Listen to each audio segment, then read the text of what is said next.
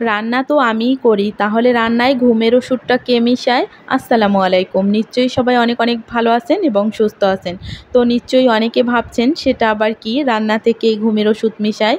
তো আজকে আমি গরুর মাংস দিয়ে ভুনা খিচুড়ি করব, আর সাথে থাকবে ইলিশ মাছ।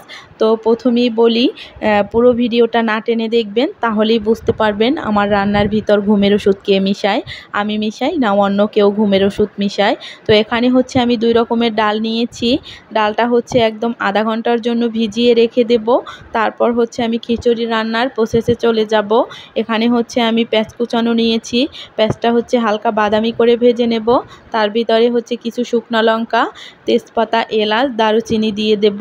তারপর এখানে এক এক করে সব বাটা মশলাগুলো দিয়ে দেব। পেঁয়াজ বাটা, আদা বাটা, রসুন বাটা, জিরা বাটা। তো সব কিছু দিয়ে ভালোভাবে কষিয়ে নেব। কষানো হয়ে আসলে এখানে গরুর মাংসটা দিয়ে দেব। মশলাটা ভালোভাবে কষিয়ে তারপর মাংসটাও মশলার সাথে একটু কষাবো, তাহলে গরুর মাংসের আর গন্ধ আসবে না, আর খিচুড়িটা খেতে বেশ ভালো লাগবে আর ঝরঝরা হবে।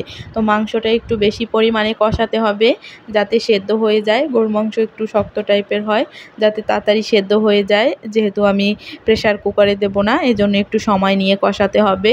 আর এখানে হলুদ গুঁড়া, মরিচ গুঁড়া আর গোলমরিচের গুঁড়াও অল্প পরিমাণে একটু দিয়ে দিয়েছি।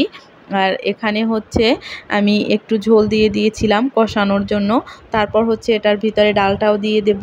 ডালটাও একটু ভালোভাবে কষিয়ে নেব, তাহলে তাড়াতাড়ি হয়ে যাবে, ডালটাও সেদ্ধ হয়ে যাবে।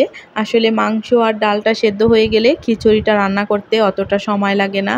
আর এখানে কিছু কাঁচামরিচ আর পোলার চালটা দিয়ে ভালো করে কষিয়ে নেব। আর স্বাদ মতো লবণ দিয়ে দিতে হবে। আসলে ওই যে বললাম যে রান্না তো আমিই করি, তো খাবারে ঘুমের ওষুধটা কে মিশায়?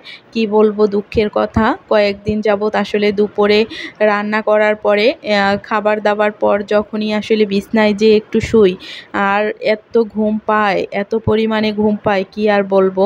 মনে হয় আমার রান্নায় কে যেন ঘুমের ওষুধ মিশিয়ে দিয়ে যায়। এজন্যই আসলে বলছিলাম যে রান্নাটা তো আমিই করি, তাহলে ঘুমের ওষুধটা কে মিশায়? আসলে বিকালে বাচ্চাদের কোচিং থাকে, ঘুমের এত পরিমাণে ঘুম, কোচিংও ওদিক দিয়ে শেষ হয়ে যায়, তাও টের পাই না। তো এই জন্যই বলছিলাম রান্নাটা তো আমিই করি, তাহলে ঘুমের ওষুধটা কে মিশায়? তো এদিকে খিচুড়ির সাথে ইলিশ মাছটা এত পরিমাণে তরতাজা ছিল, আর এত স্মেল বের হয়েছিল। তরতাজা মাছ থেকে আসলেই অনেক স্মেল বের হয়।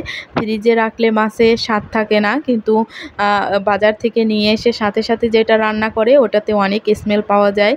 তো ভুনা খিচুড়ি, গরু মাংস দিয়ে ইলিশ মাছ, আর আচার আর লেবু আর শসা, একদম সিম্পলের ভিতর একদম গর্জিয়াস। তো পুরো ভিডিওটা না টেনে দেখবেন, ভালো লাগলে লাইক, কমেন্ট, শেয়ার করে পাশে থাকবেন।